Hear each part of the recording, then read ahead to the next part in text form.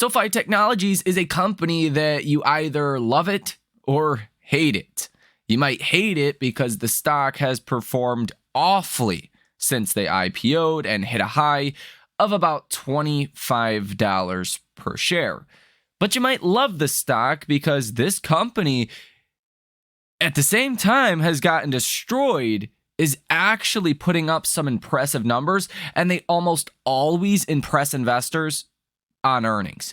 This is a company that could 10x or more down the line. And let's be honest, the company's not that expensive. If you look out a year, 2 years, last quarter, SOFI Technologies just recorded their first ever net GAAP profit. And that was a big deal. You had some news recently that SOFI was looking to essentially refinance their long-term debt by issuing about $750 million of new debt, and that knocked the stock down from where it was, over $10 per share, down to where you currently are at $7 per share. And this could very well be one of the last big buy-the-dip opportunities that you will get in SOFI. It depends what happens with the economy, of course, the path of the Fed funds rate and inflation, the economy, focal point on the economy. But there is a lot of bad already priced into this company. SOFI actually gave guidance for 2026 earnings on their last conference call. And if you're looking at the stock based on 2026 EPS projections, the stock is dirt cheap. Now, it's important to clarify, is SOFI Technologies a fintech company or is SOFI Technologies a bank company? I don't know. My opinion is SOFI Technologies is a fintech, financial technology company, hence the name SOFI Technologies. And really what SOFI is doing right now, mainly refinancing different loan products, personal finance products. Basically anything that has to do with personal finance, SOFI is your one-stop shop for it.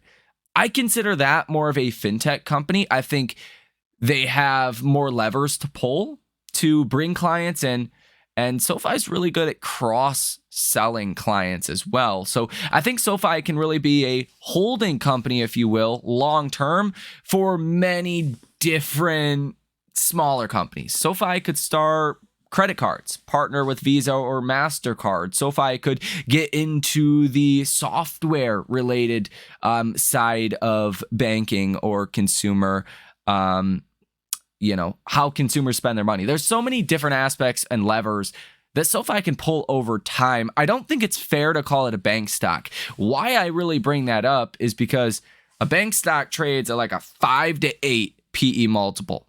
A fintech can trade at 20, on the low side, like 15 to 35 or 40. There's a big difference there in what people are willing to pay, and it really comes down to growth. Banks don't grow. SOFI is actually projecting 20 to 25% revenue growth for the foreseeable future. So that to me would suggest that SOFI is more a technology company than a bank. Here's where things really get juicy for SOFI. On SOFI's last earnings, they gave guidance for EPS of 55 to 80 cents. Let's meet in the middle, call it 67 cents of EPS in 2026. Based on where the stock is currently at today, let's call it $7.30 per share. Divide that by 67 cents. And you're looking at a PE multiple, by 2026, if the stock stayed at the current price of, 10.89, almost 11. If you're assuming SOFI is a technology company like I am, that PE could at least be double that, around 20, 21, 22, which, would put the stock at basically a double up from here, a 100% gain or so. Question is, does SOFI continue to grow past 2026? And I, again, think there's a lot of levers that SOFI can pull. In 2026, it might sound like it's far away, but that's only 2 years away. If you were to assign SOFI with a similar PE multiple as, let's call it Apple, trading at almost 30 times earnings, That could put SoFi at $20.10 per share by 2026.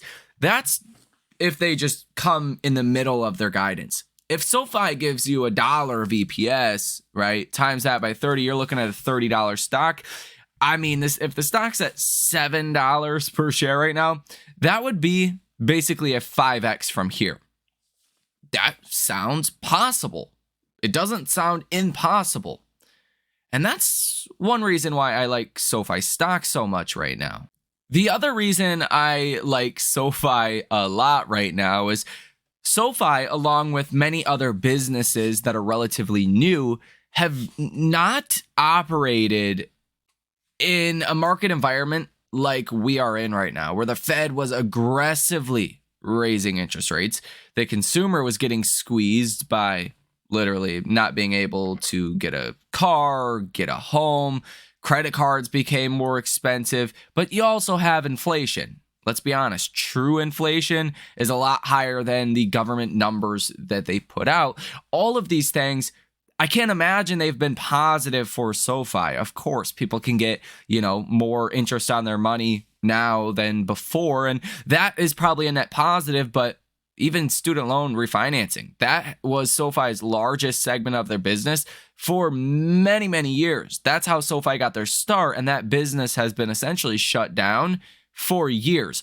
Yes, it just reopened, and 60% of student loan borrowers did not make a payment. So a lot of them are going to want to refinance. When rates start to fall, I think SoFi is going to have a big tailwind, especially to profitability, when people do want to refinance student loans, when people do go out and go shopping for a new car, for a home, these different consumer products that are so heavily revolved around rates. Essentially, SoFi is the specific business that gets hurt by rates going higher. Fintech, financials, they don't do well when rates go higher. And SoFi has been able to impress investors basically every single earnings. I've walked away from the earnings call. I've walked away from the earnings themselves, just impressed all around. The other aspect that I really love about SoFi is Anthony Noto has bought a ton of SoFi stock at roughly where SoFi is trading at today, $7, $8 per share. He was buying a lot of stock in 2022. He hasn't bought as much recently. He did buy some shares in November of 2023 when the stock fell again down to about the $7 range. But he really doesn't sell. Now, there can be a lot of reasons why people sell stock, because there has been a couple sells here, right?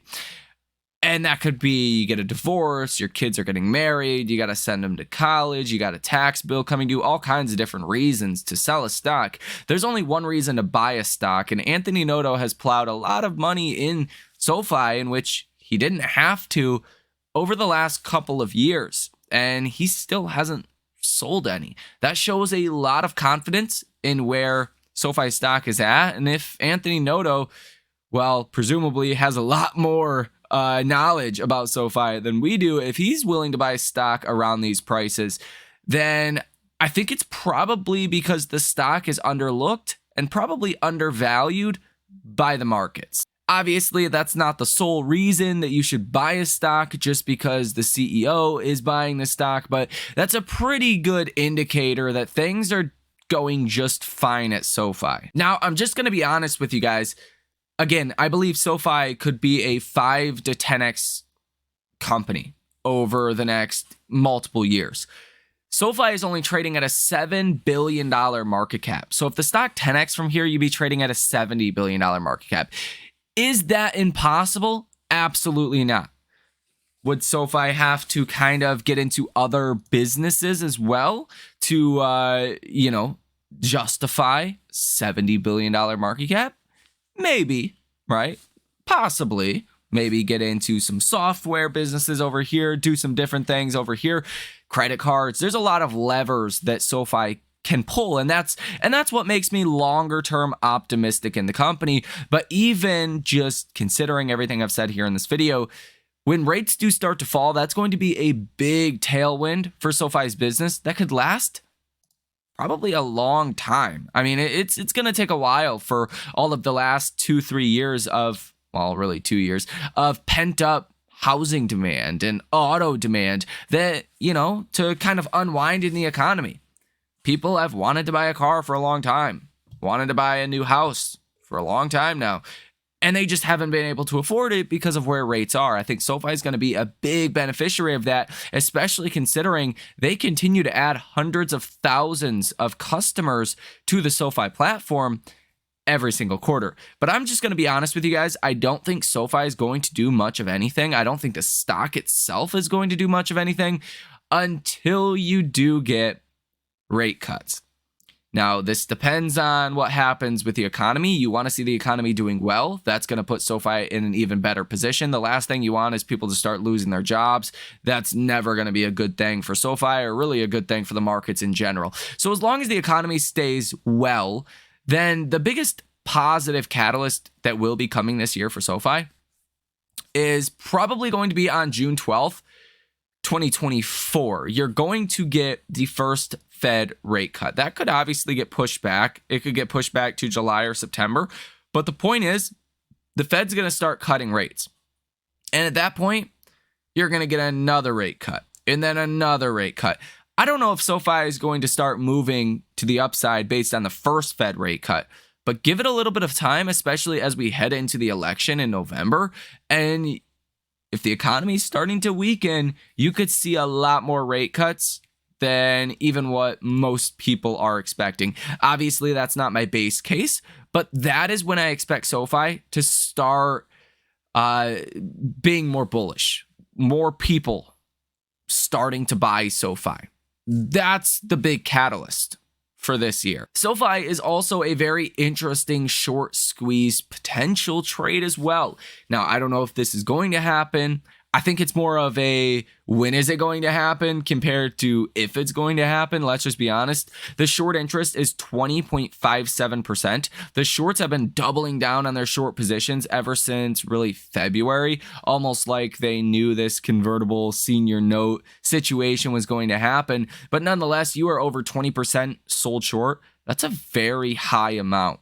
I think the shorts could be vulnerable here or prone to some pain if SoFi does give us good news, or again, if we start getting closer to the Fed actually reducing rates. There's currently $1.47 billion currently sold short in SoFi, with about 201.7 million shares that are currently sold short, 216.49 million shares that are currently out on loan as well. Cost to borrow fees are pretty dang low at about 1%, utilization at 71.5%. So quite a bit of the available float is already sold short and being utilized. And you do have a short score of 71.16 out of 100. So there is a very real possibility of a short squeeze that really could happen upon good news. Again, a short squeeze is not a long-term investing strategy, but that's another kind of cherry on top of the sundae, if you will, or the sprinkles, reference the Big Short there. If you know, I guess you know, that could have a little bit of a short-term positive impact. Again, as we get closer to rates falling, maybe it's the next earnings for SoFi. I'm not exactly sure what the catalyst will be, but typically, shorts have to cover on short positions. I think the shorts are going to be wrong in being this short in SoFi at $7 per share.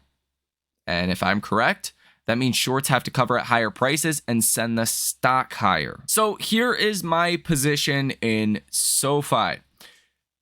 Current market value, $5,110, down about 41.29%. So this is definitely an average down candidate that I am looking at very closely right now. I think the hardest thing to model with SoFi is what the longer term future looks like of this business. I don't care about 2026 as much as I care about 5, 7, 10 years down the line. Really, if you're putting your money in a company for the long term, you better be ready to buckle down and hold for 7 to 10 years, or you are better off just putting your money in a 10-year treasury, because who knows what the heck's going to happen with the economy? Who knows what's going to happen with the business cycle in general over the next, 1, 2, 3 years? Nobody knows that. But the hardest part to model with SoFi is being in the business class that they are in, financial services, fintech, financial technology.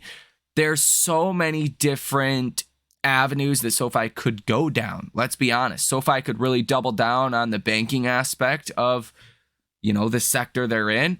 SoFi could lean towards technology as well, lean towards software and different products related to that. There really is no mandate specifically for SoFi. It's not like a bank that's starting a legacy bank trying to start a software platform like that. What's going on there? That doesn't make any sense. So there's so many different avenues SoFi could go down. If they go down the traditional kind of banking avenue, then, the stock's not going to see as much upside, not as much, gains. Ultimately, that likely depends on profitability and EPS. But I hope you're understanding what I'm putting down here. I think there could be a 10, 15, 20x if SoFi does really well, if they do go into other lines of business also. Or SoFi could be a 5x, right? And that would be mainly if they just keep doing what they're doing, keep, hammering down, getting new clients, keep growing, EPS, continue to grow profits like they did last quarter. Then you're not looking at as high of an exponential gain. Still a 500% return. That's life-changing amounts of money for most people. But there's just so many different paths SoFi can go down. My average cost of these SoFi shares is $12.43. I currently own 700 shares of SoFi with a portfolio diversity of 9.12%. So 9.12% of this portfolio is in SoFi. Currently down about $3,600 as well. Should mention that. So SoFi is definitely one that I want to average down on. At least quite a bit. I want to take this at least to 1,000 shares before we start to get the Fed actually cutting rates, because that is where I see the stock starting to perform much better. Now, really on the charts, there's not too much to say. You are above this line I've had drawn on here for ages. It's at the $7 level. On the very low side, you could fall back to the $5.30 or so. On the higher side, $10 per share has served as a lot of resistance over the past couple of years. When you get above $10 per share, that opens you up for the larger upside to $13 and then inevitably $15 per share. But again, if SoFi really executes well and continues to grow the business, SoFi stock could be up here in, 5+ years, right? Could be a $50+ stock. So let me know what you think about this information down below in the comment section. What are your thoughts around SoFi? Are you bullish? Are you bearish? Are you buying more? Do you think the stock's going to fall in the near term? Are you waiting to buy more? Let me know what you think down below in the comment section. Hit the like button as well as subscribe to the channel. You guys have a great rest of your day and your weekends, and I will see you in the next one.